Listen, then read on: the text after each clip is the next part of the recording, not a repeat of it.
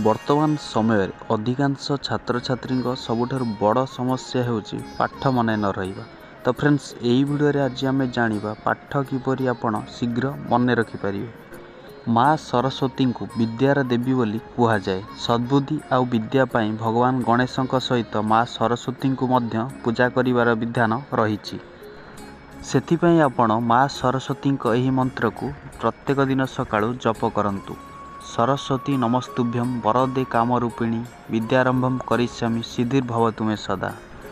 जदि आपण प्रत्येक दिन सकाळे माँ सरस्वती आगे यही मंत्र को पढ़ुचंदी ताहले आपण को ज्ञान बढ़िवा सहित आपण प्रत्येक क्षेत्र में सफल होई पारिबे। माँ सरस्वती यही मंत्र विषय पुराण रे मध्य वर्णना करा जायछि। सेथिपई प्रत्येक छात्र छात्री यही मंत्र को माँ सरस्वती आगे प्रत्येक दिन जप करंतु। या द्वारा माँ को कृपा आपण को ऊपर सबुबले रहिबो। तो फ्रेंड्स आशा करुच्ची ये भिडियोटी आपन को निश्चिंत भाव भल लगी। जदि भिडियोटी भल लगी भिडियो को लाइक करिवार सहित चैनल को निश्चिंत भाव सब्सक्राइब करंतु। रहुची धन्यवाद।